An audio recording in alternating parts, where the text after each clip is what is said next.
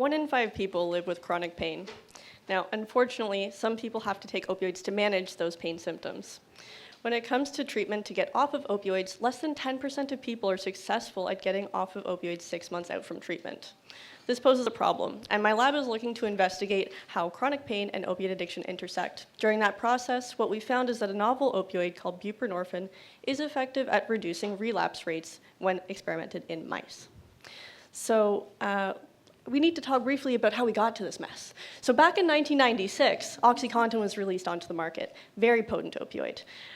During the same time, the American Pain Society advised that doctors are a little bit more compassionate in their prescribing to people living with chronic pain.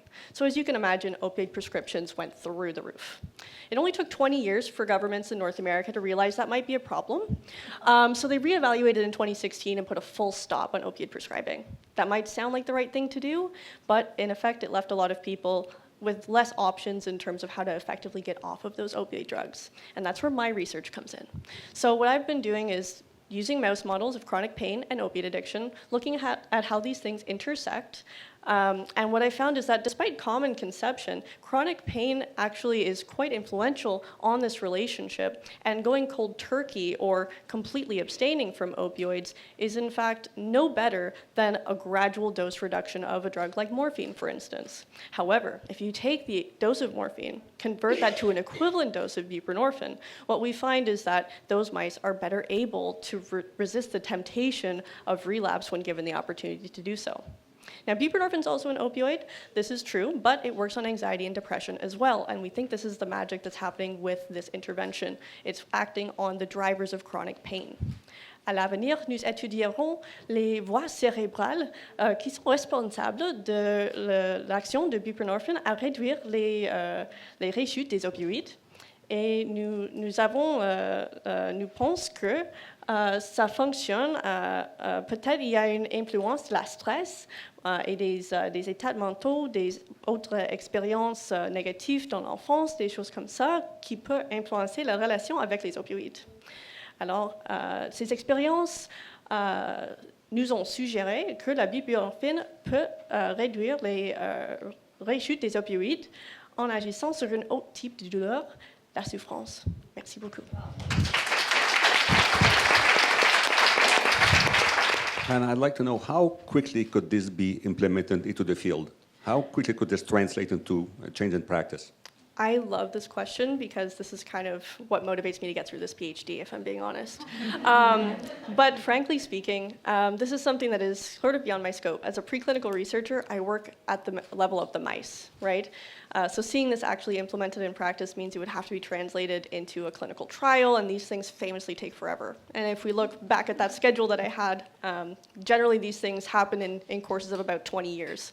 So we can't expect anything overnight. Hope that addresses your question. Question ici dans la salle, oui. I'd like to know if there is any risk of taking like this for a long period of time, or can you know that using the mice model? Right. We haven't had extended periods of time trying this with mice. We've done it over the period of several weeks, of very, very low doses. But if we look into the clinical literature on this subject, there really isn't a whole lot there. People have tried prescribing it off-label for very short periods of time, but the equivalent dose, if you scale it up to the human, what's actually used out in the world off-label in clinical settings is actually a lot higher than what I used here. There are some important side effects associated with this drug. It's not a silver bullet. If you give too much, it can actually make people more anxious rather than less. So there's still a lot of optimizing this, and translating it to people is obviously a huge hurdle. Question dans la salle pour la concurrente. Je regarde rapidement. How far are we from being able to prescribe this drug to people, like on a large scale? And are there any hurdles that need to be overcome? It is actually occasionally prescribed off-label. So it is something that's currently used occasionally to address opiate addiction.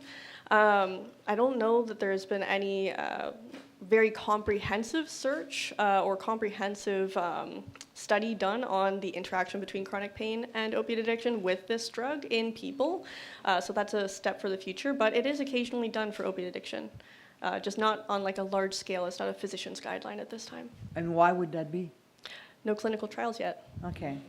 How Not far enough are we evidence. from real clinical trials on that specific use for the molecule?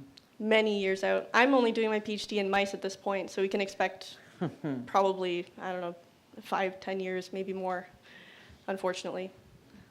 Question dans la salle pour Oui. la candidate. Oui. Oui. Est-ce qu'il y a des recherches sur le même sujet ailleurs dans le monde ou vous êtes le seul laboratoire à faire cette recherche?